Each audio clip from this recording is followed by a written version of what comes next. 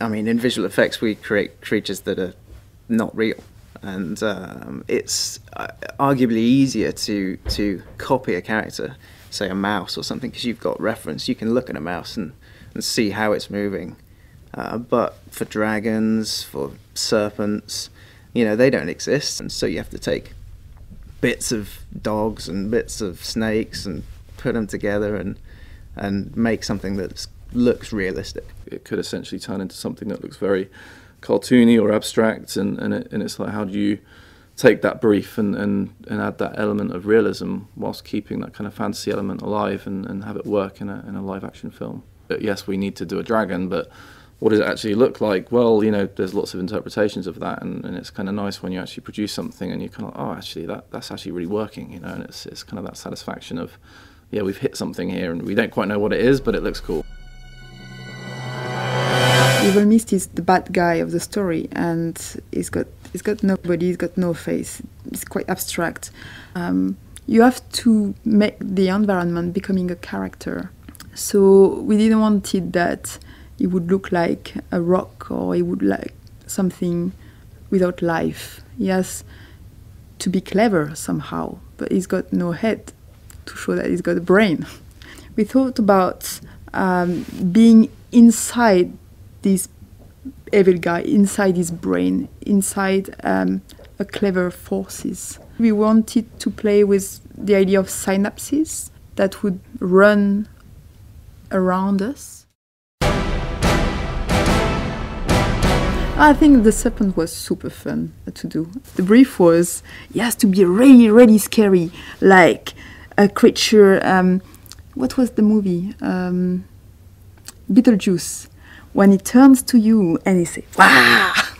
So I went to see the artist and I said, that's our brief. Wah!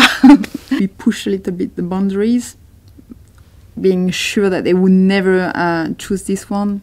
Hey, and they did. So we were really pleased. The Reed guy was super scared when we came up with so many legs.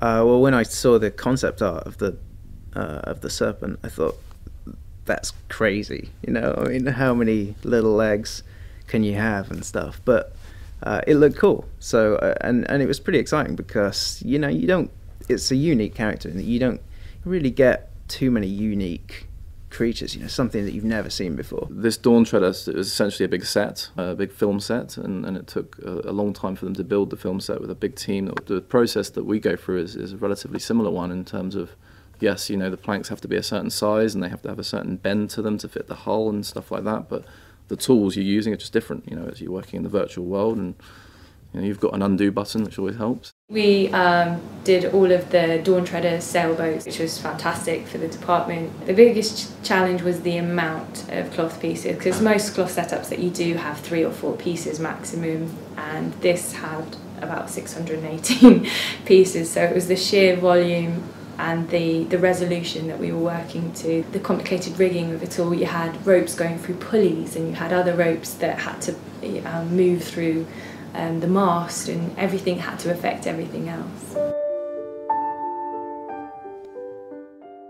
Yeah, so at the start of the sequence, the dragon dislikes Rupee Cheap, and we had to convey that he slowly, gradually throughout the sequence warms up to Rupee Cheap, who's just trying to help him out. For the dragon to convey his emotions, all we had was his face and his eyes and his eyebrows. We start rough and we present a rough version to the director, and what's important to us to establish in this rough version is that the storytelling points are there, that the continuity is there from one shot to another, because it's more often than not, it's not the same animator animating the whole sequence. So we made sure in dailies, when the animator would block it out and we'd compare shot to shot to shot, that the range felt natural and felt gradual. I guess the trick with doing facial animation, particularly on the mouse who's speaking, he's got small features, he's got a lot of fur. We have had quite a lot of controls around his eyes, his brows, his little twitchy nose, down to the whiskers, the shapes of the mouth, and to offset things, get a little asymmetry. You've got to love those. It's those little things that really make someone believable and come alive. It's, I mean, moving, yes, but it's those subtleties in the acting, those little quirks, and the time it takes to get those things. I think, yeah, you probably have to be a little bit crazy to want to spend to do that, but it's rewarding. It's the best part.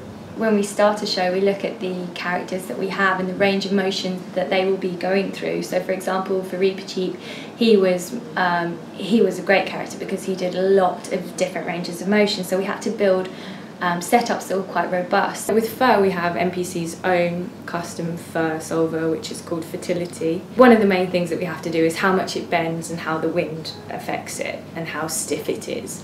And one problem that you can get with CG fur is that it can look really CG, obviously. It can look too stiff, and it doesn't get that lovely flowing feeling that you get with natural fur. So that's something that we've been trying to address, especially with Reepicheep, so that he looks nice when the wind's blowing on him. Things in nature aren't symmetrical, and that's what we're trying to achieve with dynamics, essentially. We're trying to get those little inconsistencies and those little gusts of wind in the fur, that those little billowing in the sail that you would get if it was real.